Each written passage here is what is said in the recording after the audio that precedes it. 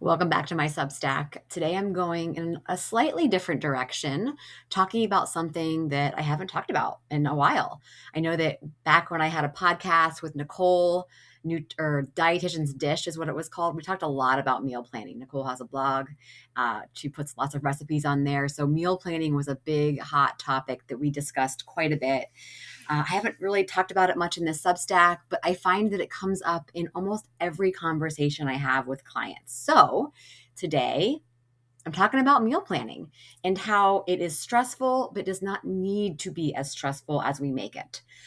So I'm going to read a blog post that I put together all about meal planning.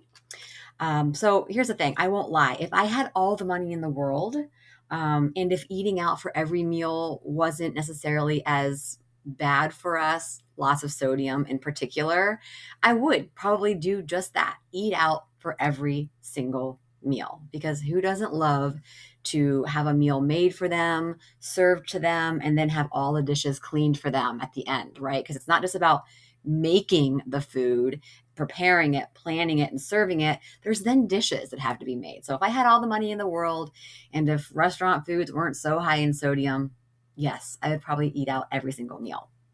Meal planning is exhausting. And just like laundry, it never seems to end, right? Throw a couple kids in the mix and you add another stressor. They won't eat anything you make. I don't know if your kids are anything like mine, but the number of items that they will actually eat based on what I make seems to be dwindling. It is not actually increasing. So aggravating. So if you're like me, you end up making a rotation of foods that looks something like this: pasta with red sauce, maybe once or twice a week, chicken fried rice, and nachos on a rotation. Don't worry. This isn't just a post about me complaining about meal planning, because over the past 10 years, I feel like I've figured some things out. Yes, meal planning is still stressful for me, but also I don't let it stress me out as much as I used to. It's the stressor has reduced. So here are some of my top 10 tips for making meal planning a little bit more manageable. Number one, choose a meal planning day and carve out 30 minutes to do the plan. Yes, 30 minutes, maybe even less. That is it.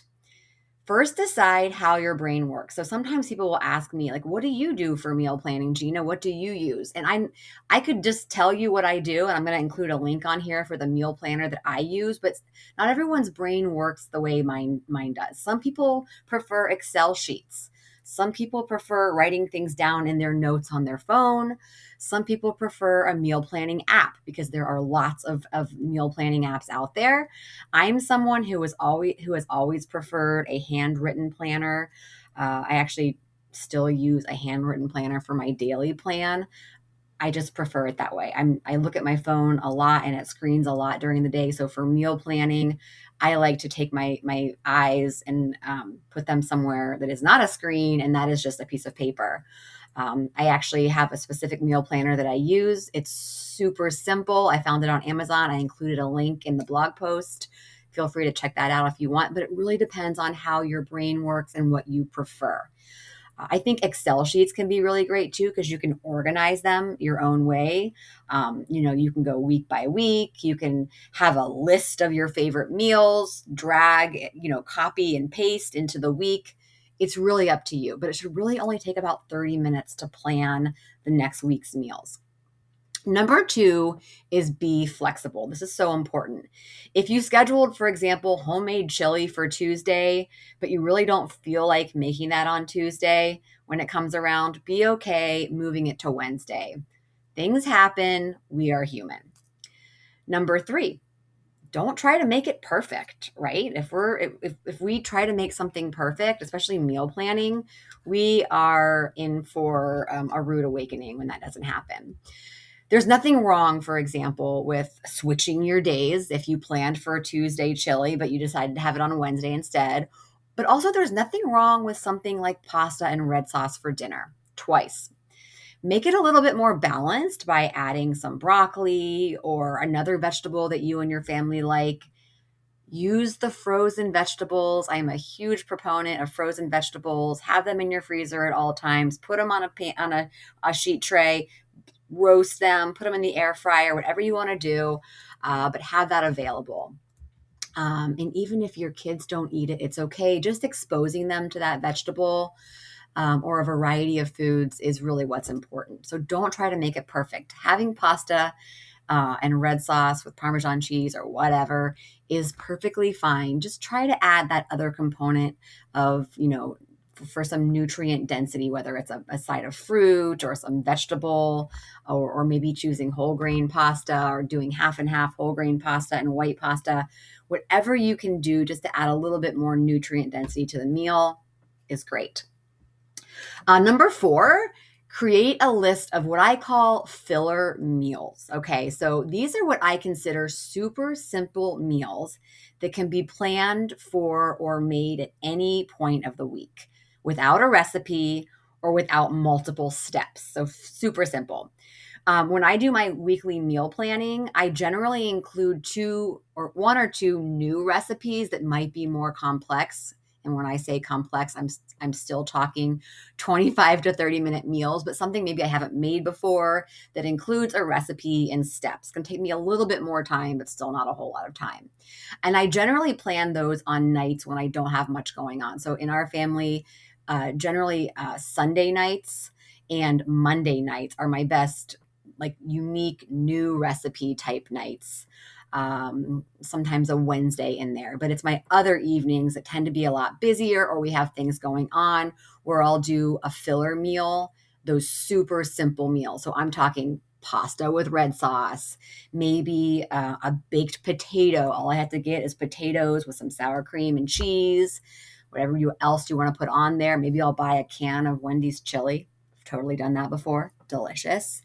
Or nachos. I'm a huge fan. Our family loves to do nacho night, where we'll take a sheet tray, put some parchment paper down on there, or a sheet pan, put some nacho chips on there, some cheese, some ground meat cooked, some beans, and some guacamole. Super easy. And the best thing about that is that there's no cleanup. You take the parchment paper off, throw it in the trash, you're done. The only thing to clean is perhaps the pan. So simple meals like that is what I like to plan for those nights where I know we have a lot going on. I have included a link to my nourishment guide, which has tons of super simple, I'm talking 15 minutes or less, recipe ideas for breakfast, lunch, and dinner, as well as pantry staple ideas in that nourishment guide as well. So click on the link in my Substack and you'll get that sent to your email for free.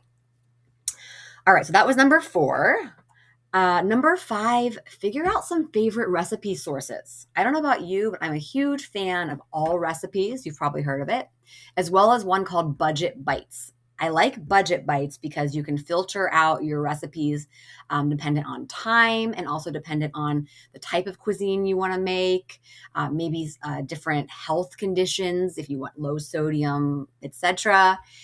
But my all-time favorite recipe source is the New York Times recipe app. It is an app, and there's also a website, but it does cost $6 or $5.99 a month. I am one of those people. I will try an app. I will see if I'm using it. I'll make a note 2 months ahead of time to delete it if I'm not using it. I downloaded the New York Times app about 6 months ago.